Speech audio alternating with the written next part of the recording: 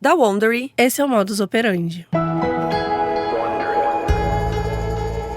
Esse episódio foi feito para os nossos antigos assinantes pagos e hoje a gente está liberando para todos os ouvintes. O programa a seguir pode conter descrições de extrema violência e não é recomendado para pessoas sensíveis.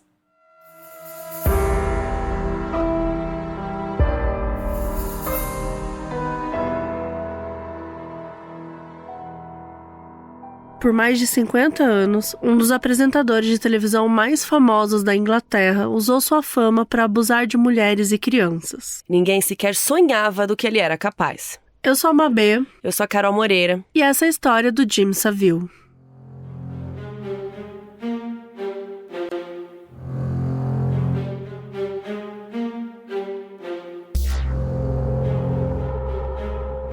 James Wilson Vincent Savile nasceu no dia 31 de outubro de 1926 em Leeds, na Inglaterra. Ele era o mais novo de 7 irmãos e o pai dele sustentava a família trabalhando em uma casa de apostas e vendendo seguros. Quando Jimmy estava com 2 anos, ele teve uma doença misteriosa que ninguém conseguia descobrir o que era. Ele estava tão doente que quando o médico foi até a casa deles ver como ele estava, o médico já deixou o atestado de morte do menino pronto, para não ter que voltar lá de novo, porque ele tinha certeza que o menino ia morrer. Gente, sério. Como que você faz isso? Entrega um atestado pros pais da morte do menino que ainda não morreu? Enfim, a família dele era muito religiosa e a Agnes, a mãe dele, rezou muito pela recuperação dele e, milagrosamente, ele realmente se recuperou da doença. Ninguém soube explicar como que ele se curou, porque ninguém sabia o que era, né? Hoje em dia se especula que ele deve ter tido pneumonia. O resto da infância do Jimmy também é um grande mistério, porque ele nunca gostou muito de falar sobre o assunto. Então a próxima coisa importante que a gente sabe sobre ele é que quando ele tinha 18 anos, a Segunda Guerra Mundial estava acontecendo. Ele não sabia nadar, então ele não podia entrar para a marinha. A visão dele não era muito boa, então ele não podia ir para a aeronáutica.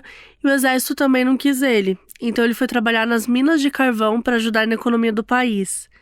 Mas esse trabalho não durou muito tempo, porque aconteceu um deslizamento na mina e o Jimmy acabou sofrendo uma fratura na coluna. Ninguém sabe direito a gravidade dessa fratura, porque algumas vezes ele contou que os médicos disseram que ele nunca mais ia andar, depois que não tinha sido tão grave e depois que ele teve que ficar imobilizado por 3 anos até a coluna ficar boa de novo. O fato é que ele se recuperou e não pôde voltar a trabalhar nas minas.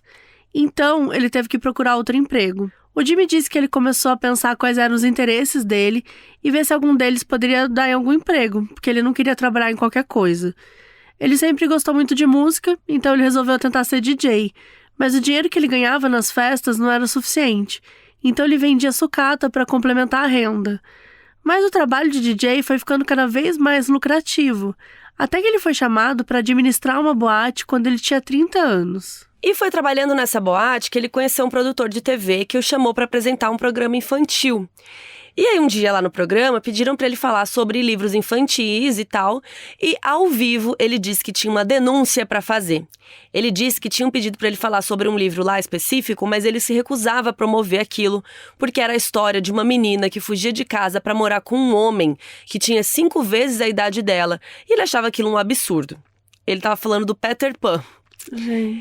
Depois que ele falou isso ao vivo na televisão, ele foi demitido, né, pela emissora, mas essa foi só a primeira oportunidade que ele recebeu.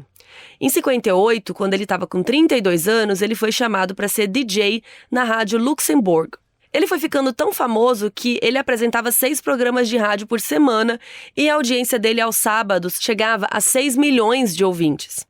E por causa desse sucesso, ele conhecia todas as pessoas famosas, influentes ali da época. Ele conhecia os Beatles, o Elvis Presley, os Rolling Stones. Até que em 64, ele foi contratado pela BBC para apresentar o Top of the Pops, que era um programa que os artistas que estavam no topo das paradas iam lá e aí o artista fazia uma apresentação, né? Era semanal, tudo mais. Agora que ele tinha voltado para a TV e estava na maior emissora do Reino Unido, todo mundo sabia quem o Jimmy era. E desde o começo dava para ver que ele não era igual a todo mundo. A maioria dos apresentadores se vestiam muito arrumados e falavam de um jeito mais formal, mas o Jimmy sempre pareceu mais acessível, o que ajudou muito mais o sucesso dele. Ele sempre teve um cabelo comprido, usava roupas muito coloridas, era muito fácil reconhecer o Jimmy, e as pessoas eram muito simpáticas com ele. Sempre que viam aquele cara de cabelo branco bagunçado, um óculos escuro enorme, um charuto na boca, era impossível não reconhecer que era o Jimmy Savile chegando. Até que em 66, o Jimmy abusou da sua suposta primeira vítima. Só deixando claro que o suposto aqui é porque a gente não tem como saber quantas mulheres e crianças foram abusadas antes dessa história e nunca chegaram a denunciar. Então, por isso que a gente diz suposta primeira vítima. Mas ela sim, foi abusada, só não sabe dizer se é a primeira ou não. Era uma menina de 15 anos chamada Mary. Ela era muito fã do Jimmy e ela resolveu entrar em contato com ele. Ela encontrou com ele saindo da emissora e o Jimmy, que tinha 40 anos na época, pediu o telefone da Mary e convidou ela para ir na casa dele. Um dia depois da escola, a Mary tirou o uniforme e se arrumou para ir encontrar o Jimmy. Quando ela chegou na casa dele, ele ficou decepcionado que ela tinha tirado o uniforme da escola e pediu para colocar de novo. Ela obedeceu e ele a carregou até a cama. O Jimmy deitou em cima dela e a Mary pediu para ele parar, mas ele disse que não tinha problema porque ele não ia fazer sexo com ela. Ele ia só usar as mãos até ela fazer 16 anos. A Mary só tinha 15 anos, ele era um cara famoso, tava ali fazendo a cabeça dela, então eles começaram a ter um relacionamento entre muitas aspas. Só que é óbvio que não é um relacionamento. É óbvio que ela estava sendo manipulada. É óbvio que ela era uma criança, né? Uma adolescente. Não faz o menor sentido essa relação. Enfim, e o Jimmy levava a Mary para sair com os amigos dele. E ele até ia jantar na casa dos pais dela. E mesmo quando outros adultos falaram para os pais da Mary que eles estavam preocupados com essa relação estranha aí, os pais não acreditaram que o Jimmy estivesse abusando da filha deles. E a gente não sabe por que eles estavam cegos, né? Mas eles não acreditaram que o Jimmy fosse capaz de alguma coisa assim. E o Jimmy e a Mary ficaram nesse pseudo-relacionamento, nessa coisa aí, durante anos, e todo mundo jura que nunca desconfiou que ele era pedófilo. Enfim, né? Não sei de onde, mas vamos lá. Assim que a Mary fez 18 anos, o Jimmy terminou com ela. Por que será?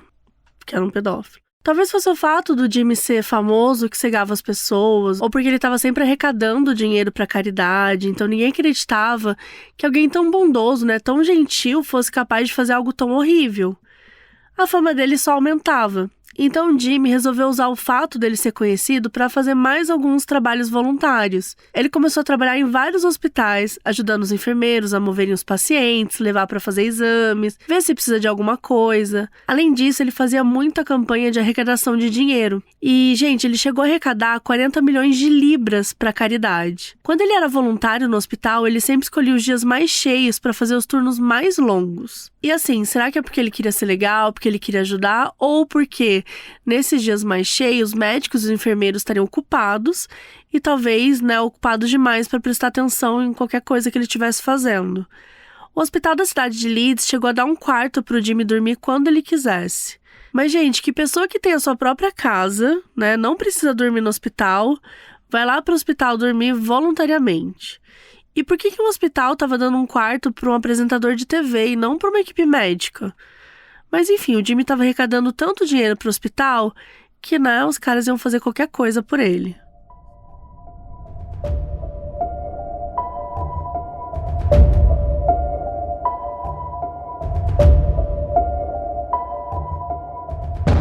Nos anos em que o Jimmy foi voluntário nesse hospital, foram denunciados 22 casos de abuso sexual dos pacientes. E alguns eram meninas que estavam paralisadas da cintura para baixo. Uma das vítimas, uma mulher chamada Sherry, ficou internada no hospital depois de ter sofrido queimaduras nas mãos no ano de 73. E ela estava com as mãos imobilizadas por causa das queimaduras, então ela não conseguia mexer direito. Um dia, o Jimmy viu que a Sherry estava sozinha no quarto, entrou, trancou a porta e começou a beijá-la. Ele começou dizendo que sabia que ela não conseguia mexer as mãos para impedir e começou a citar detalhes do acidente dela, que ele só poderia saber se um dos médicos tivesse contado ou se ele tivesse lido a ficha médica dela, né? Então, assim, erradíssimo ele saber dessa informação e óbvio, né? Nem preciso falar, entrar lá e fazer isso com a paciente. Outro lugar que dava liberdades absurdas para ele era o Broadmoor Hospital, que era um hospital psiquiátrico. O Jimmy, com 0 diploma de medicina, ele tinha a chave do hospital e podia entrar e sair na hora que ele quisesse. Nos faz pensar o quão o quão outras coisas podem acontecer em lugares assim, né? Sim. Tipo, com pessoas poderosas, de ter acessos a esse tipo de coisa. Bom, o Jimmy tinha uma vaga especial no hospital onde ele estacionava o trailer. E ele tinha permissão para levar os pacientes para passear no trailer quando ele quisesse.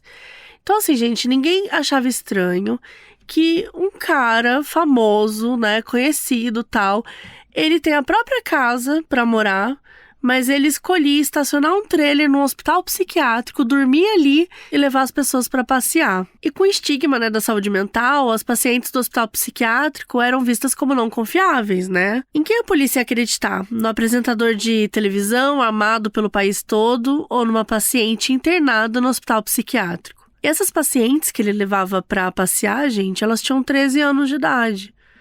Outra vítima do Jimmy foi uma mulher chamada Sam Brown, que na época do abuso tinha 11 anos. Ela frequentava a mesma igreja que o Jimmy, mas não sabia exatamente quem ele era, porque ele não era famoso para as crianças ainda. A Sam só sabia que ele era importante, então ela obedecia sempre que ele pedia alguma coisa para ela. O abuso começou aos poucos, como costuma ser com os pedófilos, uns abraços, uns carinhos, até que o Jimmy começou a ganhar confiança e a levar a Sam para lugares mais isolados e abusar sexualmente dela.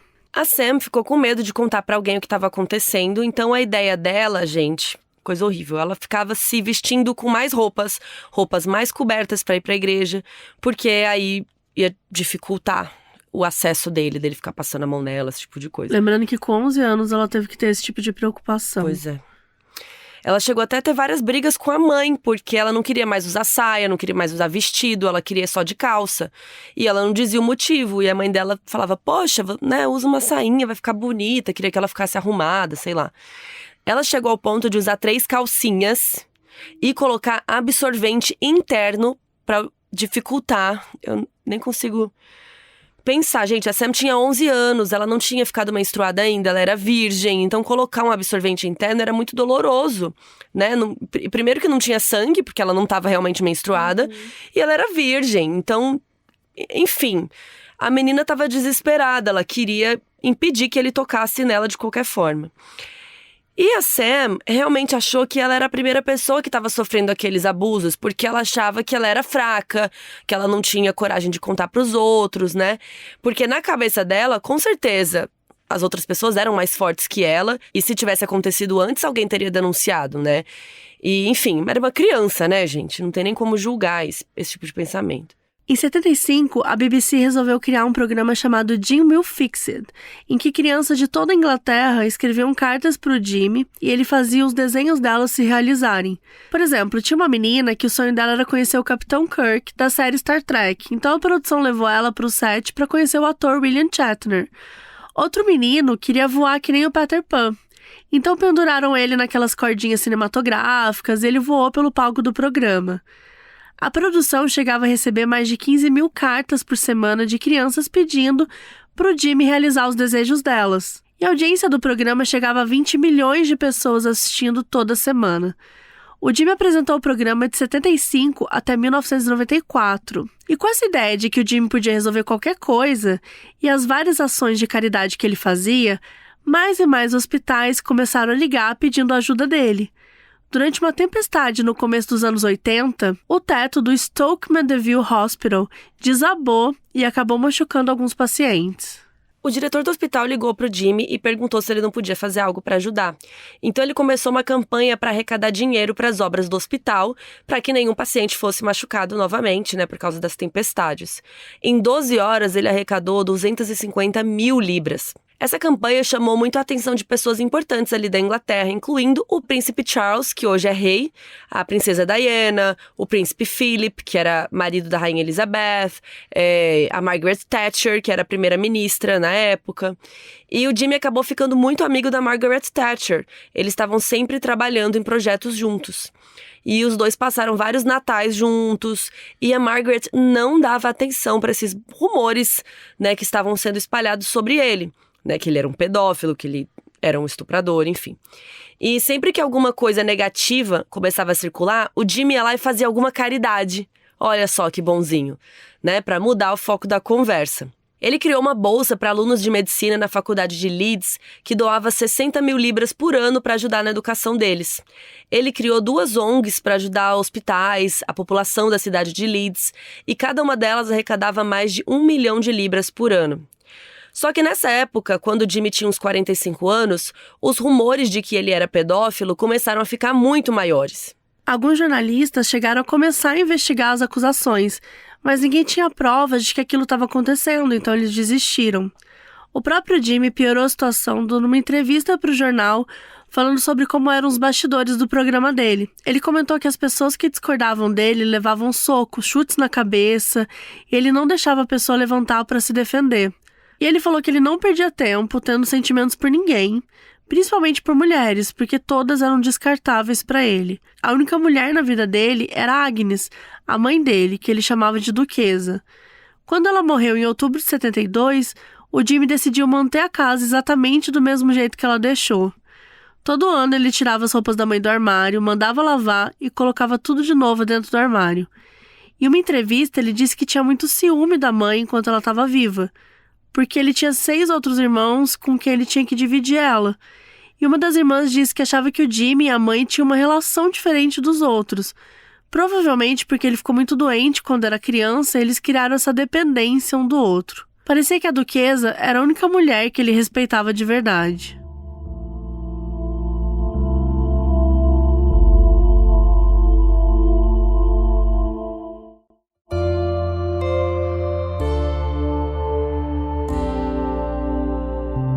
E mesmo com todos esses rumores, a relação do Jimmy com a realeza durou anos. E em 1972, ele recebeu um OBE, que é uma ordem de cavalaria do Reino Unido que homenageia pessoas que fizeram contribuições para as artes, para as ciências, trabalhos com organizações de caridade, assistência social ou de serviço público.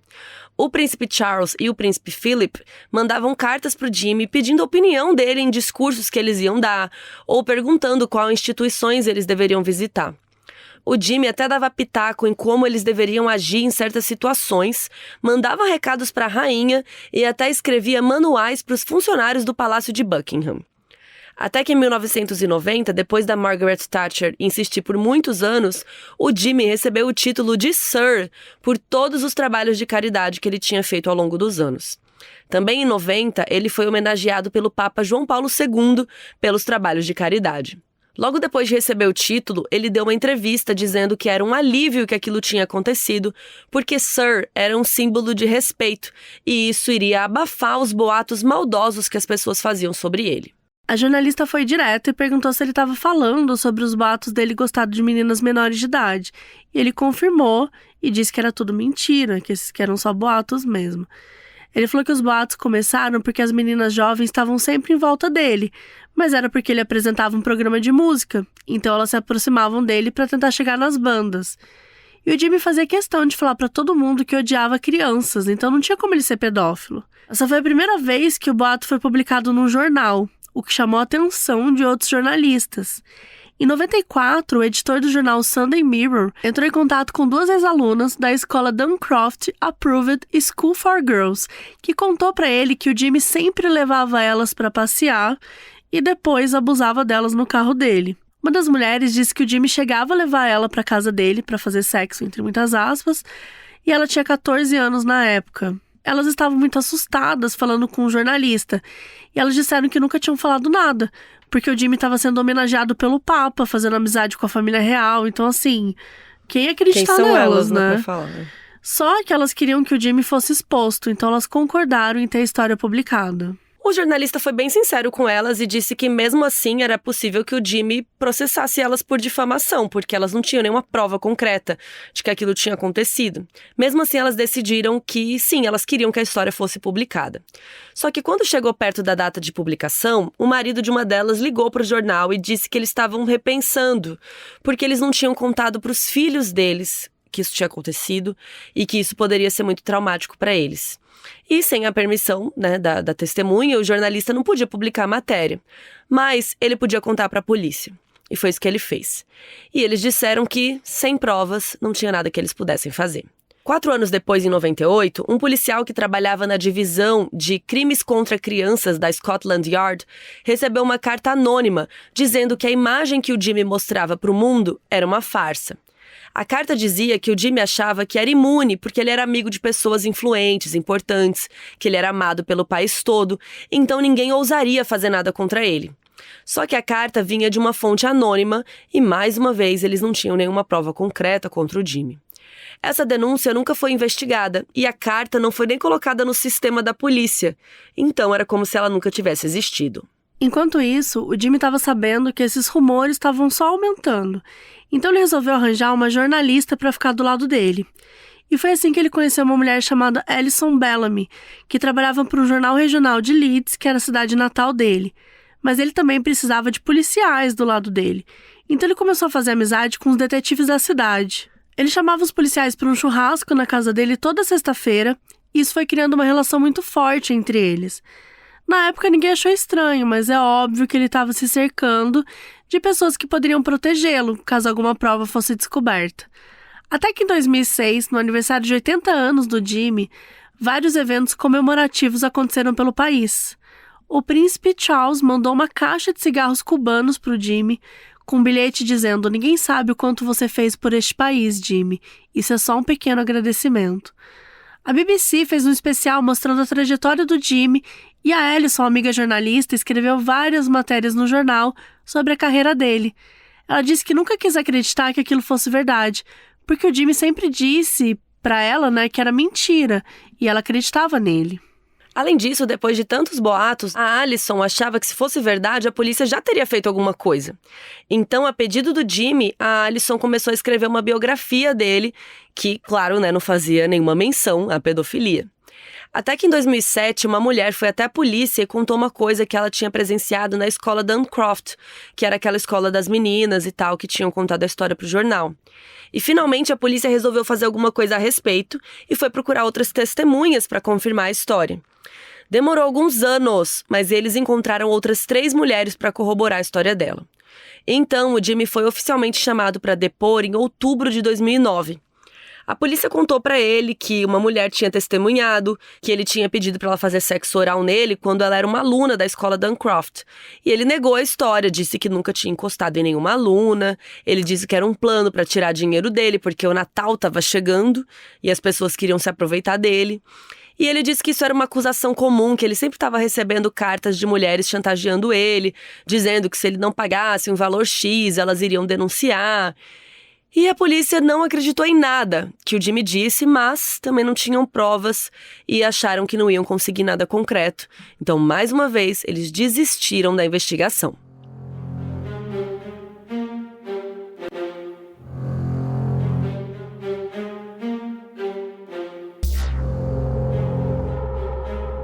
As coisas só foram pra frente de novo em 2011, quando um jornalista da BBC chamado Marion Jones encontrou o testemunho da Karen Ward em uma rede social. A Karen era uma ex-aluna da Duncroft e tinha feito um post falando que um homem, que ela chamou de JS, tinha levado ela pra dar uma volta de carro e prometido que se ela fizesse sexo oral nele, ele ia convidar ela e as amigas para participar do programa dele na TV. O Jones estava confiante da história e achou que finalmente ia conseguir uma mulher que aceitaria testemunhar contra o Jimmy. Só que no dia 29 de outubro de 2011, o Jimmy foi encontrado morto no apartamento dele em Leeds, aos 84 anos de idade. O Jimmy deixou um testamento dizendo só que queria que a frase "foi bom enquanto durou" fosse escrita na lápide dele, e o desejo foi atendido.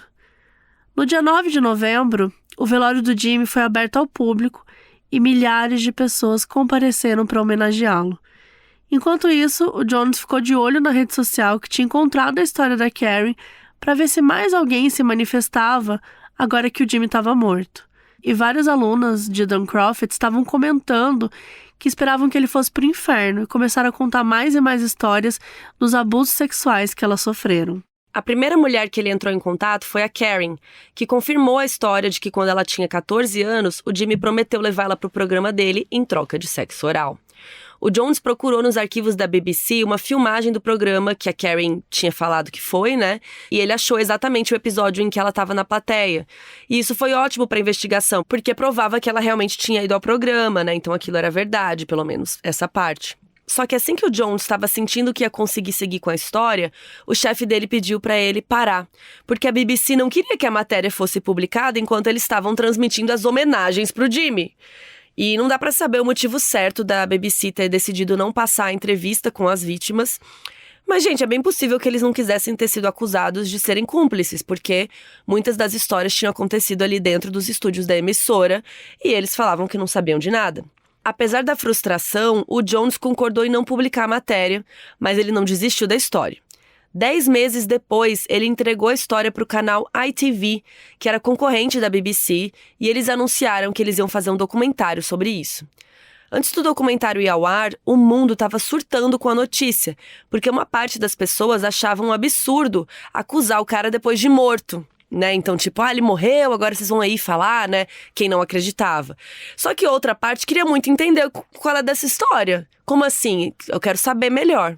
Então, muitas pessoas questionaram os motivos das vítimas, porque elas tinham esperado ele morrer pra falar alguma coisa, se elas estavam sendo pagas pra participar do documentário.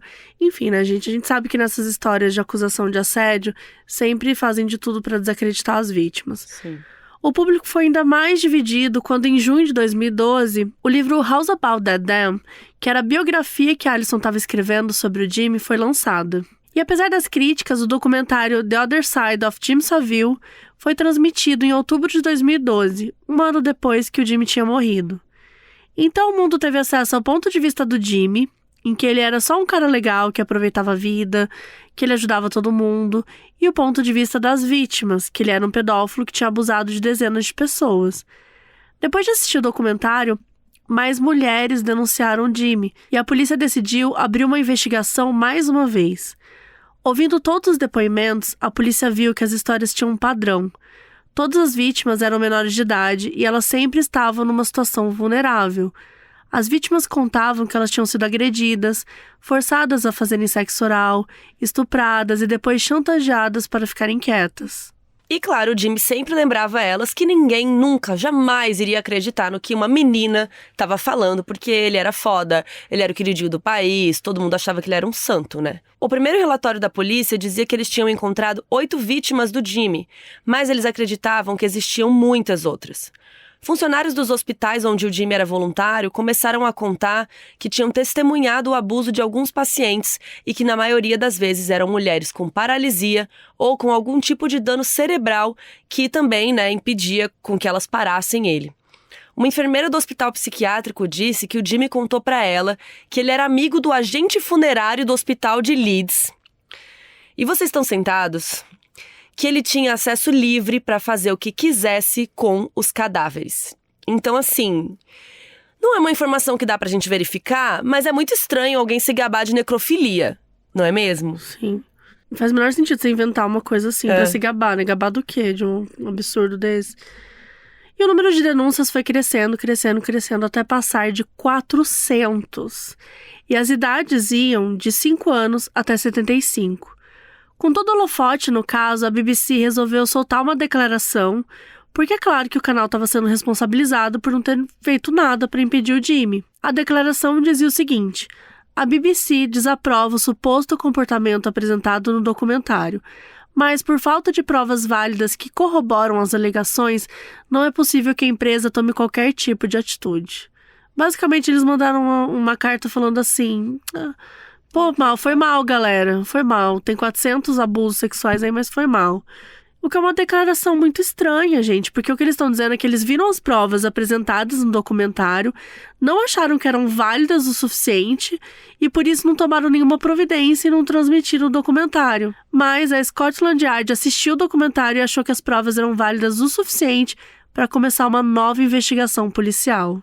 Com os crimes do Jimmy se tornando públicos, várias homenagens que ele tinha recebido ao longo dos anos começaram a ser retiradas. Por exemplo, nos anos 70, ele tinha recebido uma posição honorária da Marinha, do Reino Unido, né? E a Marinha disse que não ia revogar a posição porque ela expira depois da morte da pessoa, então não fazia sentido. Mas eles pediram que qualquer certificado que falasse sobre o Jimmy fosse excluído dos arquivos. Em 86, ele recebeu um doutorado em Direito Honorário da Universidade de Leeds, e essa decisão foi revogada em 2012. Os títulos de OBE e Sir não foram revogados porque também eles expiram depois da morte da pessoa, mas o registro da homenagem ainda está no arquivo da monarquia do Reino Unido. O túmulo do Jimmy em Leeds foi retirado e todo mundo comentou como era surreal que ele tivesse escolhido aquela frase, né? Foi bom enquanto durou. Enfim, a comoção por causa do túmulo foi tanta que o cemitério tirou no meio da noite para não causar problemas, enfim, confusão e tal. O país finalmente começou a acreditar nas acusações. E só que assim, o Jimmy já estava morto, ele não ia poder pagar pelos crimes dele. Então as pessoas começaram a ir atrás dos produtores dos programas que o Jimmy participou, dos jornalistas que fizeram entrevistas com ele ao longo dos anos, dos amigos dele, porque não acreditavam que ninguém tinha desconfiado de nada. Até 2016, mais de 400 denúncias tinham sido feitas contra o Jimmy. E a polícia descobriu que os abusos aconteceram nos estúdios da BBC, em várias escolas, orfanatos, em hospitais por todo o Reino Unido. Várias das vítimas falaram que já tinham tentado denunciar antes, mas a polícia tinha ignorado por falta de provas.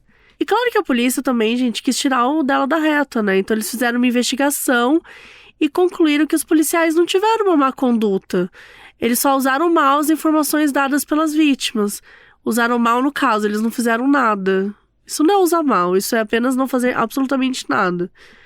Em 2020, a BBC anunciou uma série chamada The Reckoning, que conta a história de como Jimmy ficou famoso até a morte dele e a descoberta dos crimes. A série estava programada para estrear em 2022, mas foi adiada para 2024 e não se tem muitos detalhes sobre essa produção. O que a gente sabe é que o ator Steve Coogan vai fazer o papel do Jimmy e que a série foi adiada porque eles querem editar meticulosamente e de um jeito que não vai causar mais sofrimento, né, para as vítimas. Em abril de 2022, a Netflix lançou um documentário sobre o caso do Jimmy, chamado Segredos e Crimes de Jimmy Savile. O documentário mostra entrevistas com algumas vítimas, amigos dele, da época, né? E jornalistas que cobriram o caso. E vários jornalistas que cobriram esse caso tiveram uma opinião semelhante. Por que o Jimmy fazia tanta caridade, já que ele era uma pessoa tão horrível? E o Jimmy falou em várias entrevistas que quando ele chegasse nos portões do céu, São Pedro não ia deixar ele entrar, porque ele fez muitas coisas ruins na vida. Só que ele também fez muitas coisas boas e que isso ia equilibrar na hora de decidir se ele podia entrar no céu ou não.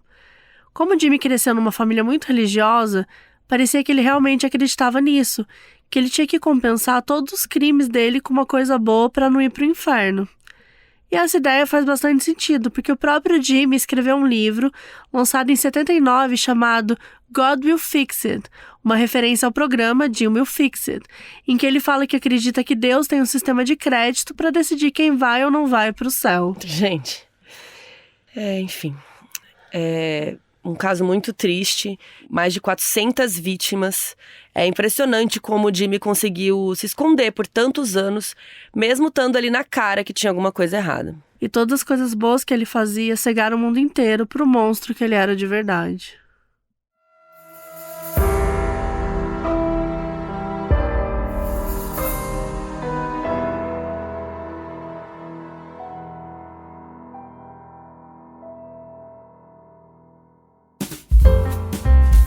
E agora, os erros de gravação do episódio. E o pai dele sustentava a família trabalhando em uma casa de apostas e vendendo seguro. Quer espirrar? Eu comecei a rir antes. Com os Jimmys do crime... Os Jimmys do crime. Por exemplo, tinha uma menina que o sonho dela era conhecer o Capitão Kirk, da série Star Trek. Star Trek.